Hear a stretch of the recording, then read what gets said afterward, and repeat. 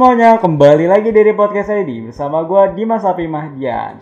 Apa kabar semuanya? Semoga teman-teman dalam keadaan sehat walafiat dimanapun kalian berada. Apalagi di situasi pandemi seperti ini, jangan lupa untuk menjaga kesehatan. Jangan lupa untuk berolahraga yang rutin dan juga tetap menjaga pola makan yang sehat, istirahat yang teratur, dan jangan lupa untuk mengkonsumsi vitamin yang cukup. Jangan terlalu banyak ya. Dan pada kali ini kita akan masuk di konten referensi buku bagus, buku yang tepat untuk kita semua. Dan kali ini seperti biasa gue gak bakal sendirian ngebahas buku ini, karena gue akan ditemani oleh the most inspirational Kak Aditya Santoso. Yeay, apa kabar Kak Adit? Alhamdulillah baik. Oke, kita hari ini akan ngebahas buku Outliers, karya dari Malcolm Gladwell. Buat kalian yang nggak tahu Malcolm Gladwell, pasti kalian udah nonton The Tipping Point episode yang sebelumnya ya. Berarti kalian harus tonton dulu itu. Oke? Jadi buku ini itu ngebahas tentang apa nih Kak? Outliers ini. Jadi ini membahas secara garis besar ya. Itu mengenai orang-orang yang sukses.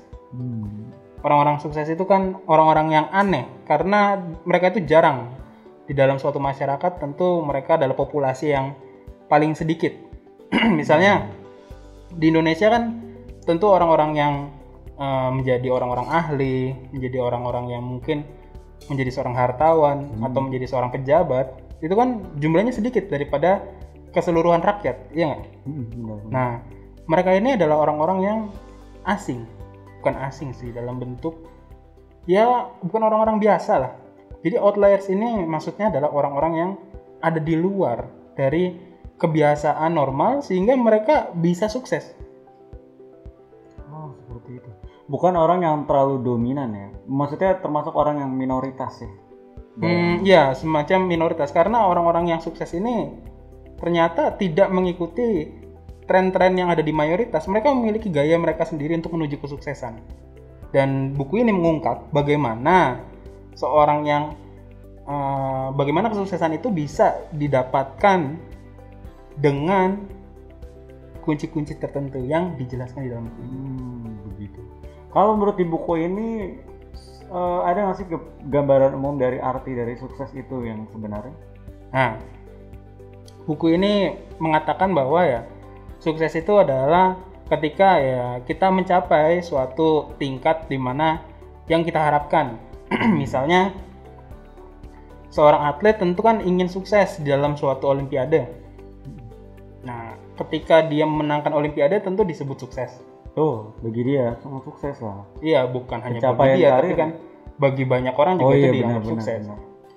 Atau Bill Gates, dia sukses sebagai seorang programming dan juga sebagai seorang pemilik dari perusahaan besar, ya nggak? Benar, Microsoft kan, dan juga mungkin pemilik Facebook siapa? Mark siapa? Zuckerberg ya, mungkin kalau salah ya bisa kalian lihat di Google lah namanya. Pemilik Facebook dan dia mengakuisisi Instagram dan WhatsApp. Bisa kita lihat bahwa mereka semua memiliki suatu hal yang unik, tidak seperti kebanyakan orang.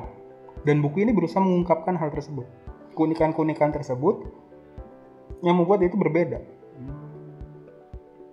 Dan buku ini menentang keras bahwa ada stereotip di masyarakat kesuksesan itu karena keberuntungan, kesuksesan itu paradigma karena, ya stereotip itu paradigma yang keliru.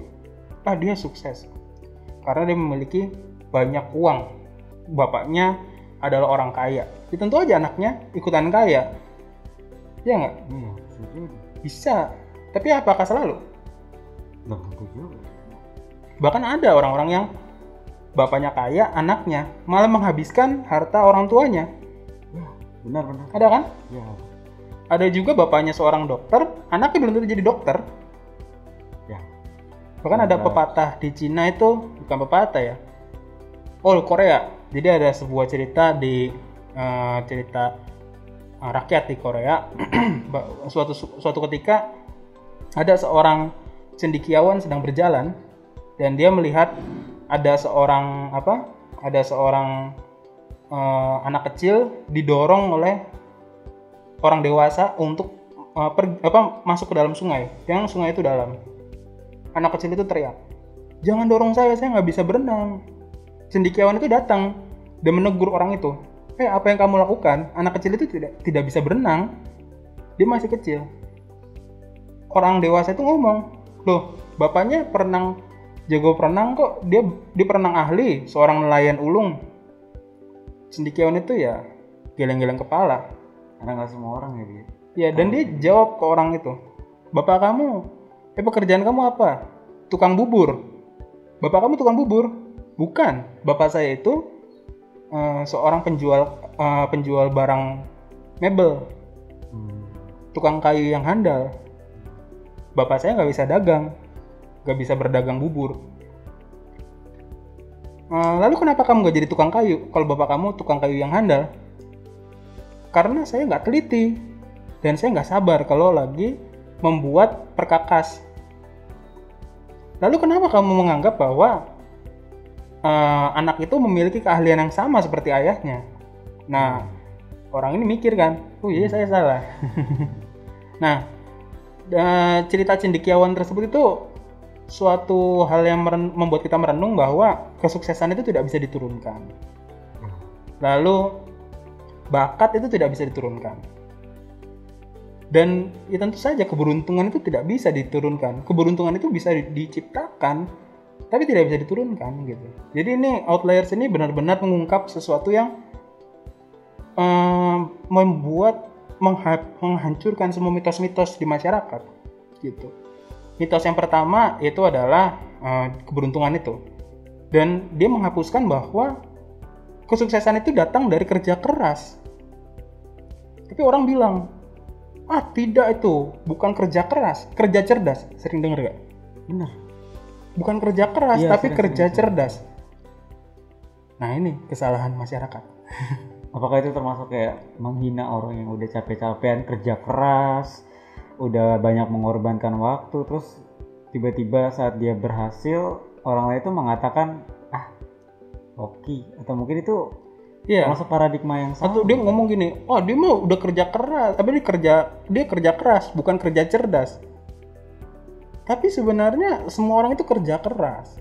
Misalnya saya itu untuk bisa memahami, memiliki keahlian membaca buku dengan sangat cepat, memahami dengan sangat cepat, itu tidak ujuk-ujuk langsung saya belajar dari buku belajar dari membaca buku cepat itu. Belajar, jadi nggak langsung bisa mendapatkan keahlian tersebut, tapi saya belajar terus menerus membaca, baru saya memiliki keahlian tersebut. Jadi dengan kata lain, keahlian tersebut itu dan kesuksesan ya, jadi kan kalau orang ahli pasti bisa sukses di suatu bidang. Keahlian tersebut itu dimiliki lewat pembiasaan. Pembiasaan itu adalah sekitar berapa jam? 1-2 jam? Bukan. 10.000 jam. Kamu pernah dengar nggak? Pilot ini telah terbang, memiliki jam terbang. Berapa ribu jam? Iya, benar. Berapa puluh jam? Artinya dia banyak berpengalaman ya. Jadi intinya adalah waktu jam itu menentukan keahlian. Jadi orang yang memotong kayu selama 10.000 jam itu akan berbeda dengan orang baru memotong kayu. Misalnya saya punya usaha lele ya, kecil-kecilan. Antara saya yang punya usaha lele kecil-kecilan sama orang yang sudah berternak lele lama itu beda. Yang berternak lele lama sudah paham, ini airnya kotor, ini kena jamur, ini harus dikasih garam bosok atau harus dikasih cairan tertentu, harus dikasih M4 atau apa, itu mereka udah paham karena jam terbangnya udah tinggi. Nah saya biasanya kalau keteteran, bukan keteteran, bahasanya apa ya, kecolongan di sana karena pengalaman yang kurang. Jadi 10.000 jam itu adalah jam terbang seseorang di suatu bidang sehingga dia bisa memiliki keahlian di situ. Bukan kerja cerdas, tapi kerja keras. Kesuksesan itu dibangun oleh kerja keras. Tapi terlihatnya seperti kerja cerdas. Kenapa? Karena ketika dia kerja keras, di situ ada inovasi-inovasi. Kita tidak akan ada evaluasi kalau kita tidak pernah mencoba, iya nggak? Benar. Apalagi kalau kita salah mungkin. Iya kan? Jadi kita bisa mengevaluasi itu dan menjadi inovasi yang baru lagi. Misalnya kayak podcast kita nih. Iya. Betul. Dulu pertama kali mungkin suaranya kresek-kresek. Iya. Jam terbang pertama, lalu diperbaiki, suaranya mulai bagus. Lalu mulai dilengkapi menggunakan headphone ya? Ya, headphone. Belum cukup, ternyata kita butuh keamanan, pakai face shield. Nanti ke depan juga ada penambahan, termasuk kita nambahin muk di sini untuk dekorasi. Itu juga termasuk usaha-usaha untuk meningkatkan kualitas. Jadi 10.000 jam itu adalah suatu usaha untuk evaluasi. Jadi mereka melakukan evaluasi selama 10.000 jam, hasilnya keahlian yang tidak bisa ditandingi. Tapi orang bilang, kamu harus kerja cerdas. Enggak, kerja cerdas itu hanya tercipta dari kerja keras yang dievaluasi. Orang-orang selalu bilang, kayak seakan-akan kesuksesan itu hanya dibangun oleh IQ. Iya. Kamu setuju nggak? Orang pintar itu lebih sukses daripada orang bodoh? Terkadang sih ada benar juga, tapi nggak selamanya yang pintar itu bakal sukses juga sih. Contohnya kayak Bob Sadino, yang mungkin dia bukan anak kuliahan, tapi sekarang udah punya usaha yang lumayan besar. Ya contohnya yang punya teh botol sosro ya? Ya kan ya? Yang punya teh botol sosro kalau nggak salah cuma tamatan SD. Tapi dia punya sekarang sampai punya perusahaannya jadi legend. Dari dulu dari botol sekarang jadi teh botol bentuknya kotak. Nah, jadi dengan kata lain apa?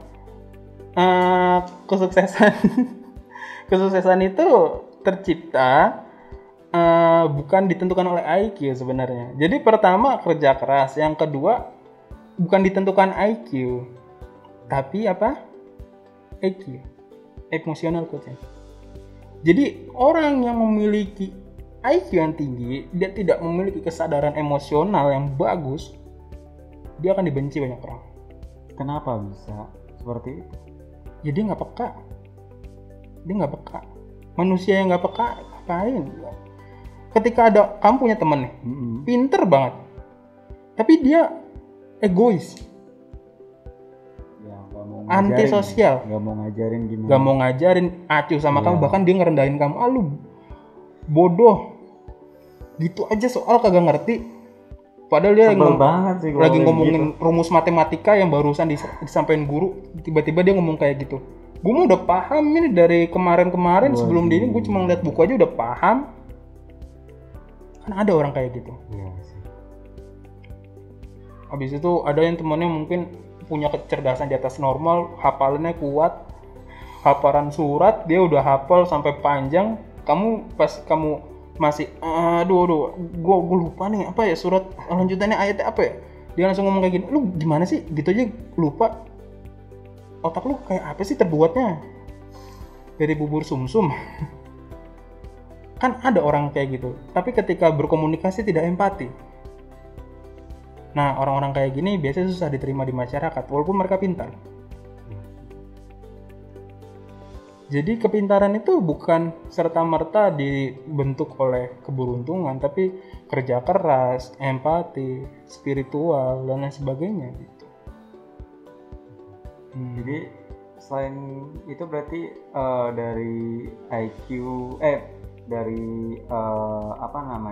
IQ itu bukan patokan sebuah kesuksesan. Benar sekali. Terus juga kerja keras malahan yang termasuk bagian dari kunci dari cara sukses tersebut. Selain itu apa aja sih inti dari buku ini? Jadi selain kita harus kerja keras, kita bukan hanya mengandalkan IQ, kita juga harus melihat bahwa sebenarnya ada tradisi yang bisa membuat kita sukses. Misalnya ada keunikan, ada misalnya nih ya, orang Jawa misalnya. Orang Jawa ada kebiasaan tertentu yang itu membuat ya unik aja.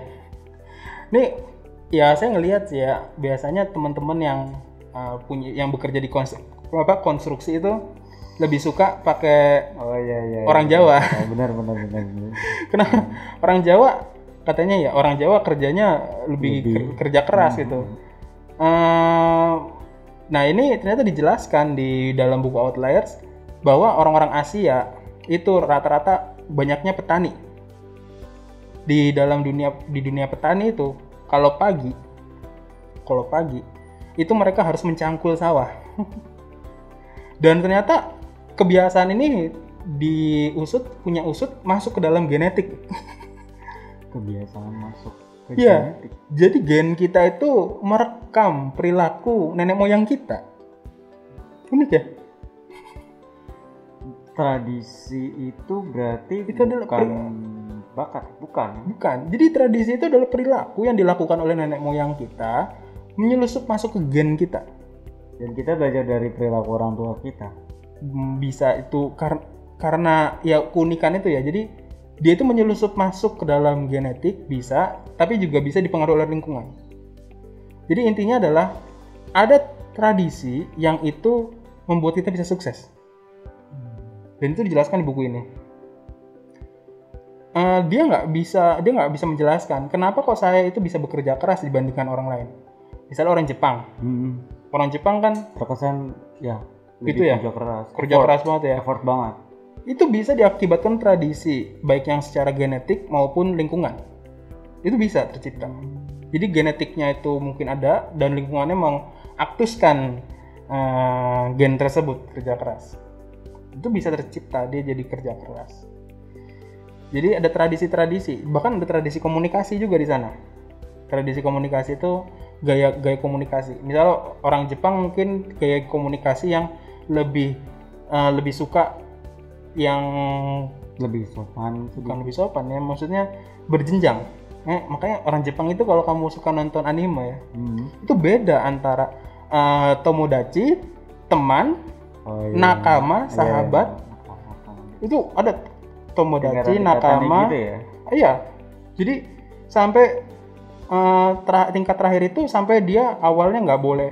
Dia harus manggil nama keluarga. Boleh panggil nama depan. Terakhir boleh pakai nama panggilan. Tata kromo ya kalau bahasa Jawanya. Ya, Apa beda lagi?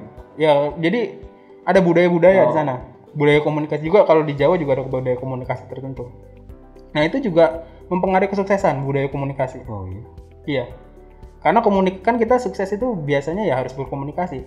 Kalau misalnya kita di dunia programming, ya walaupun kita itu di belakang layar, tetap kita ketika menghadapi atasan, ketika kita mendapatkan arahan, kita kan harus berkomunikasi. Nah, komunikasi itu menjadi suatu kunci kesuksesan. Dan komunikasi itu biasanya dipengaruhi oleh tradisi. Dan di buku ini menjelaskan tentang bagaimana tradisi itu bisa mempengaruhi kesuksesan kita.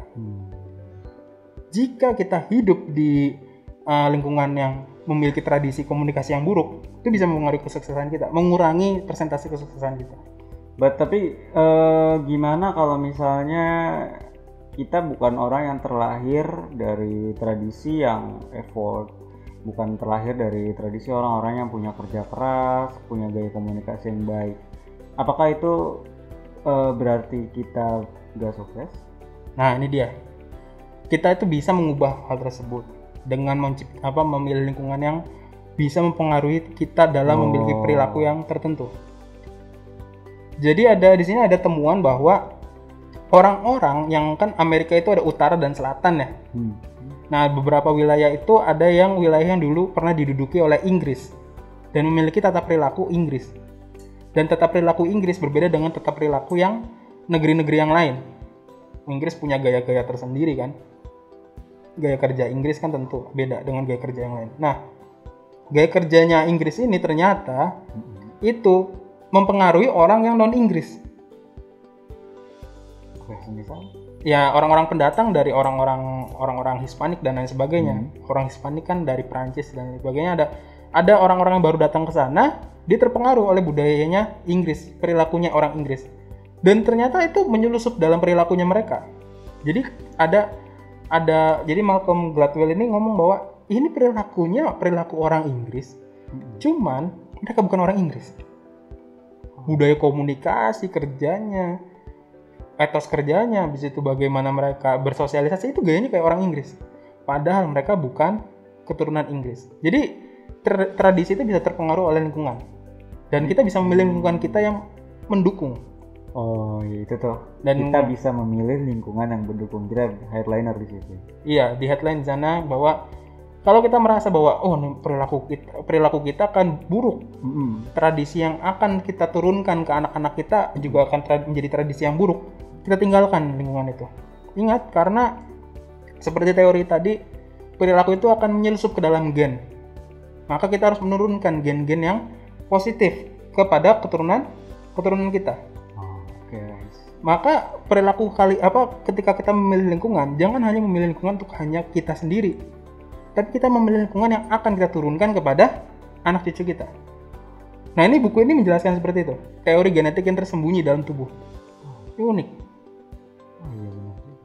Nah, yang terakhir itu adalah masalah kesempatan yang dijelaskan oleh buku ini. Apa maksudnya dari kesempatan itu? Jadi kesuksesan itu bukan hanya masalah kerja keras, bukan hanya permasalahan perilaku, tapi juga kesempatan. Artinya kita melihat peluang, ada kesempatan, kita bisa mewujudkan kesuksesan itu. Iya. Dalam konsep Islam disebut hijrah. Ketika Rasul sudah tidak memiliki kesempatan berdakwah di Mekah, pergi ke Madinah. Ya. Kalau Rasul sampai akhir hayat di Mekah, Islam tidak sebesar saat ini. Kalau mungkin Rasul pindah ke tempat yang salah, misalnya ke Yaman atau ke Syria ya zaman itu bisa bisa berubah sejarah Islam, gak kayak sekarang. Tapi waktu itu Rasul pergi ke Madinah dan membuat kesempatan baru. Tapi ingat, di dalam buku ini dijelaskan bahwa kesempatan itu sangat penting. Walaupun kesempatan itu ya kita jangan hanya menunggu, tapi bisa kita jemput gitu. Tapi intinya adalah kesuksesan itu butuh kesempatan juga. Tapi jangan pernah sia-siakan kesempatan. Misalnya kita punya teman, ada usaha, itu kesempatan banget kalau misalnya kita bisa kolaborasi sama dia.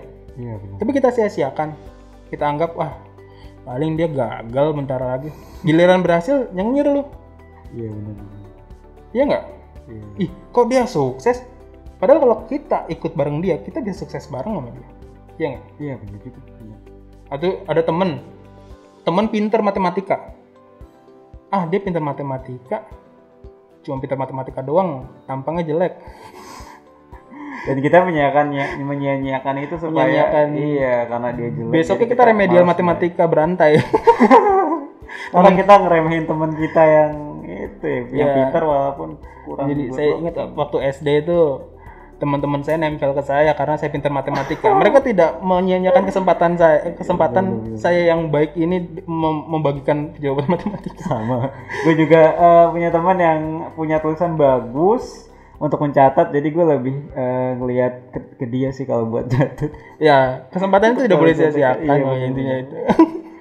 Gue sama pernah baca ya artikel wawancara antara kalau nggak salah Bill Gates dengan salah satu wawancara senior. Jadi wawancaranya presenter ya? Iya, presenter ini kan nanya jadi apa kunci kesuksesan kamu gitu ya. Terus Bill Gates langsung diem, dia langsung ngeluarin cek gitu kan, ngasih cek, terus dikasih tulis angka berapapun yang kamu mau gitu kan. Terus kayak presenter itu langsung apa sih? Gue nggak nanya itu maksud dia gitu kan. Akhirnya dia tanya lagi, Bill Gates, apa kunci dari kesuksesan kamu gitu. Akhirnya Bill Gates terdiam, terus dia ngasih cek itu lagi, tulis berapapun yang kamu mau. Akhirnya si presenter itu digambarkan di artikel itu bahwa dia merobek dari cek tersebut dan agak kesal gitu sama si tingkah lakunya si Bill Gates. Dan si Bill Gates bilang, kunci kesuksesan saya adalah saya memanfaatkan tiap kesempatan. Kalau saja kamu tadi menulis angka yang kamu mau, berapapun yang kamu mau, mungkin kamu bisa jadi presenter yang terkenal. Jadi nilai kesempatan ini juga benar-benar penting juga ya. Benar, kesempatan itu penting.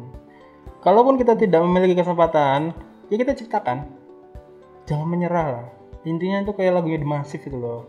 Yang diulang-ulang sampai kita tersugesti.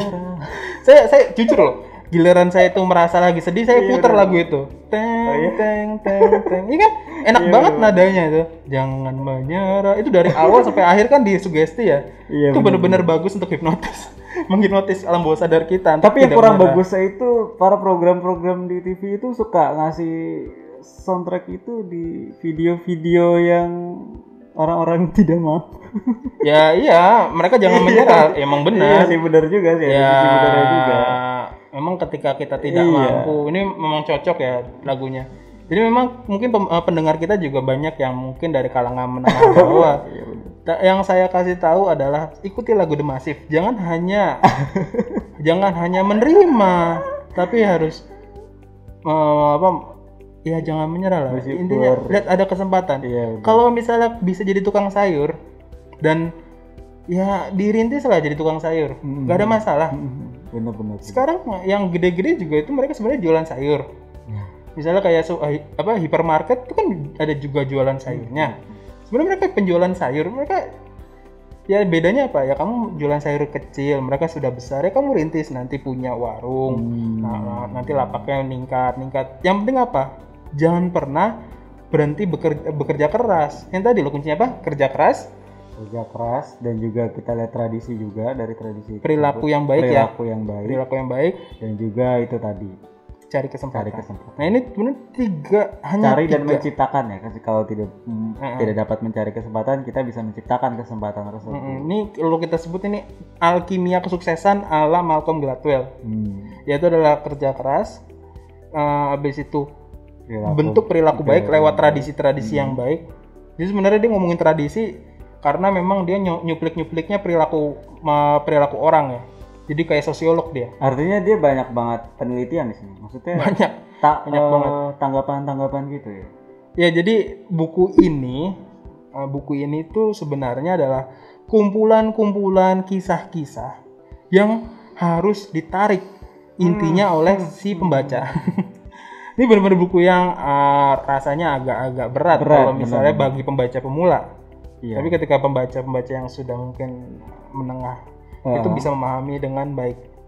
Tapi memang ini ada triknya untuk baca buku ini. Iya benar. Gue jadi keinget buku Malcolm Gladwell yang sebelumnya kita bahas itu, yang The Tipping Point, bahwa saat kita membaca buku ini kita perlu, ya Malcolm Gladwell ini benar-benar kayak perlu kita cari kesimpulan sendiri. Benar gitu ya. sekali. Dan mungkin kita juga bisa kasih dong gimana sih cara membacanya si buku ini. Nah ini saya menemukan cara membacanya bukunya Malcolm Gladwell ini setelah saya membaca beberapa bukunya dan saya lupa isinya. Lalu saya baca ulang, saya lupa isinya, saya baca ulang. Nah ketika saya baca ulang, oh jadi cara untuk bisa membacanya dengan cepat adalah kita itu lihat di akhir bab. Jadi setiap akhir bab itu ada kesimpulannya. Ini saya ambil dulu ya. Oke. Misalnya, nah di akhir bab 5 itu ada beberapa yang saya kuningin ini. Nah ini kesimpulannya. Jadi sudah mau di akhir ini baru ada kesimpulannya. Jadi cara saya baca itu saya balik. Kalau satu bab itu saya baca akhirnya, beberapa kisah akhirnya, baru saya baca dari depannya bab. Ini adalah kuning. Jadi bacanya dari akhir bab tersebut. Dari akhir bab baru ulang dari awal bab. Jadi kita tahu kesimpulannya, oh intinya ini, baru kita baca penjelasnya. Oh jadi di tiap akhir bab ini ada kesimpulannya begitu? Iya ada kesimpulannya, dia menyimpulkan secara eksplisit. Jadi misalnya intinya kesuksesan itu harus 10.000 jam, intinya gitu. Misalnya dia ngomongin gitu, kesuksesan itu akan didapat setelah bekerja selama 10.000 jam. Nah itu ada di akhir bab. Baru nanti di awal bab itu kita baca cerita-ceritanya bagaimana perjuangan The Beatles, perjuangan banyak orang-orang sukses itu bekerja 10.000 jam. Misalnya kayak Bill Gates, dia dari kelas 8 belajar coding. Nah, The Beatles juga sama, itu semuanya dari awal. Dari awal itu 10.000 jam. Jadi bacanya kayak gitu tekniknya. Oh, jadi seperti itu ya. Artinya teknik di awal dari sebelum bab akhir ini kayak di bab-bab sebelumnya itu kayak menjelaskan bab-bab selanjutnya sebelumnya, maksud saya sebelum di akhir bab itu kayak seperti menjelaskan data-data referensinya gitu ya. Ya, jadi di akhir bab kita baca dulu kesimpulannya, baru kita baca dari awal bab untuk mau mendalami maksud intinya itu. Oke, jadi itu ya tips cara membaca buku karya dari Malcolm Gladwell. Dan ini berlaku untuk semua buku atau hanya buku ini? rata-rata bukunya kayak gitu. Buku Malcolm Gladwell rata-rata seperti itu. Termasuk The Tipping Point yang sebelumnya. Oke, thank you banget Kak Adit sudah datang di hari ini, dan gue punya quotes dari Abdurrahman Wahid atau almarhum Gus Dur. Menyesali nasib itu tidak akan mengubah suatu keadaan. Terus berkarya dan bekerjalah yang membuat kita berharga. Oke, terima kasih atas semuanya, dan teman-teman terima kasih telah menonton episode kali ini. Sampai bertemu lagi di episode berikutnya. Dadah!